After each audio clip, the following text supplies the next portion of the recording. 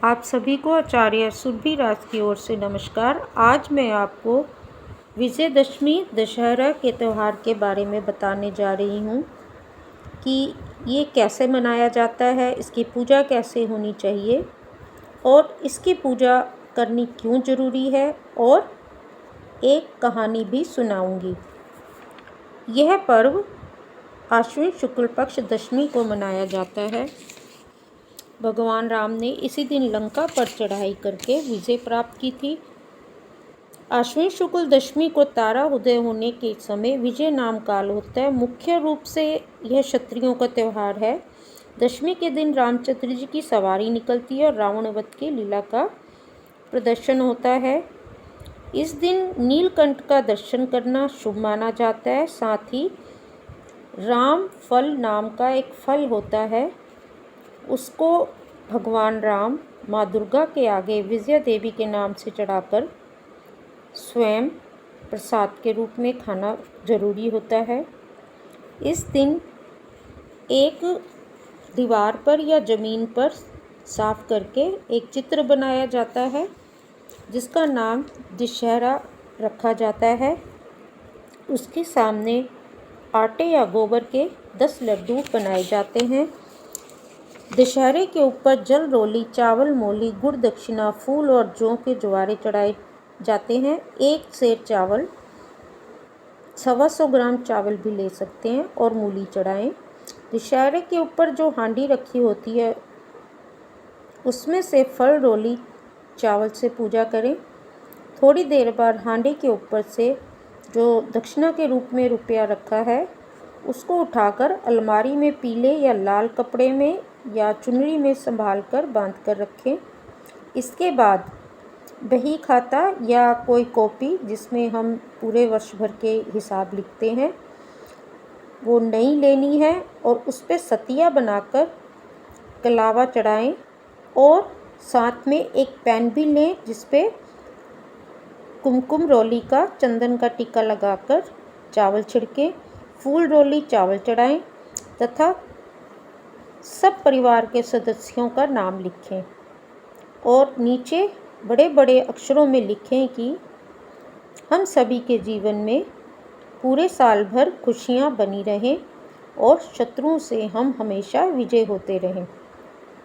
फिर आपने उस किताब की, कॉपी की या बही खाते की और पेन की पूजा करनी है।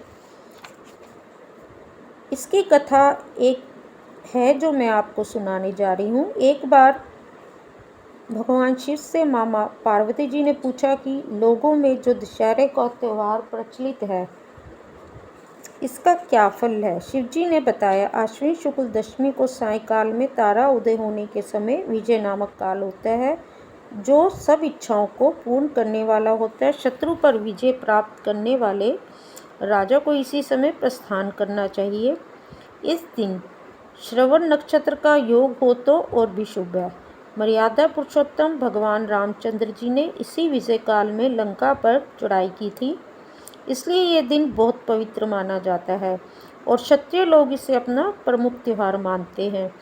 शत्रु से युद्ध करने का प्रसंग न होने पर भी इस काल में राजाओं को अपनी सीमा का उल्लंघन अवश्य करना चाहिए।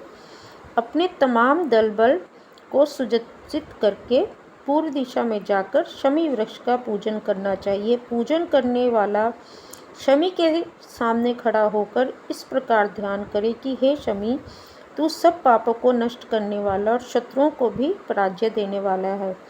तूने अर्जुन का धनुष धारण किया और रामचंद्र जी से प्रिय वाणी कही।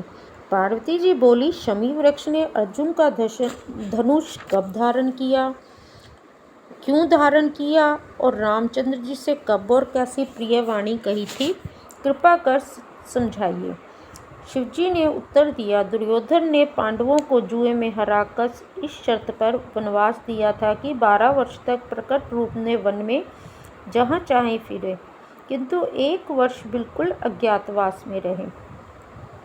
यदि इस वर्ष में कोई पहचान लेगा उनको तो उन्हें 12 वर्ष दोबारा से वनवास भोगना पड़ेगा। इस अज्ञातवास के समय अर्जुन अपना धनुष बाण एक शमी वृक्ष पर रखकर राजा विराट के यहाँ बनला के वेश में रहे थे।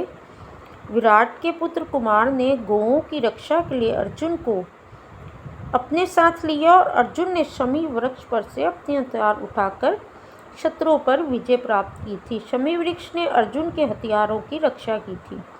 विजयदशमी के दिन रामचंद्र जी के लंका पर चढ़ाई करने के लिए प्रस्थान करने के समय शमी वृक्ष ने कहा था कि आपकी विजय होगी, इसलिए विजय काल में शमी वृक्ष की भी पूजा होती है। एक बार राजा युधिष्ठिर के पूछने पर श्री कृष्ण जी ने उन्हें बतलाया था कि राजन, विजयदशमी के दिन राजा को स्वयं आभूषणों से तैयार होकर श्रृंगार करके अपने दासों और हाथी घोड़ों का श्रृंगार करना चाहिए तथा गाने बाजे के साथ मंगलाचार करना चाहिए।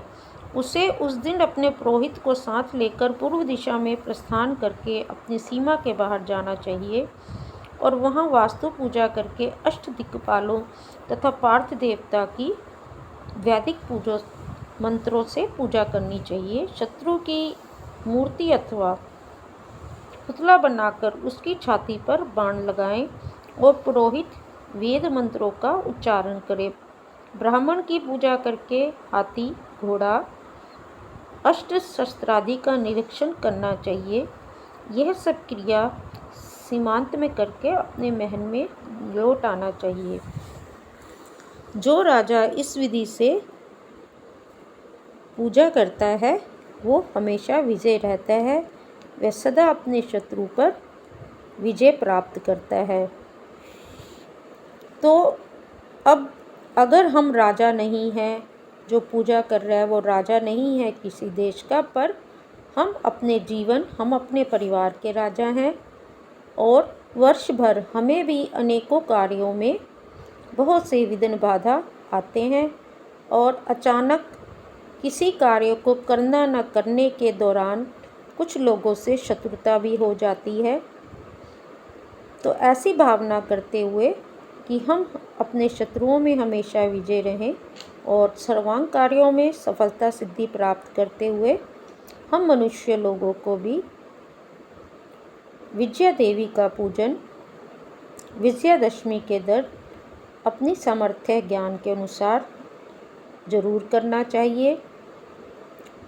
शमी के पत्र घर पे लाकर उनका पूजन करना चाहिए। अगर शमी का आप पौधा या उसका पत्ता घर पे लाकर पूजा नहीं कर सकते तो जहाँ भी आसपास में शमी हो वहाँ जाकर संध्या काल में जब तारा निकल आता है दीप जलाना चाहिए और पूरब की तरफ देखते हुए शमी पर वही प्रार्थना करनी चाहिए जैसे कि इस कहानी में बताया गया है।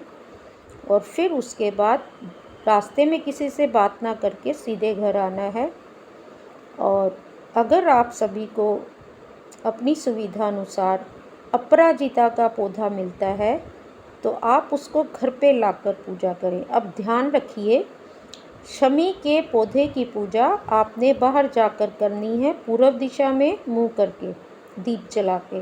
कुछ मिष्ठान भी ले जाइए, पीले रंग का मिष्ठान होगा तो बहुत अच्छा होगा। और घर पर आपने अपराजिता का पौधा लाकर पूजा करनी है।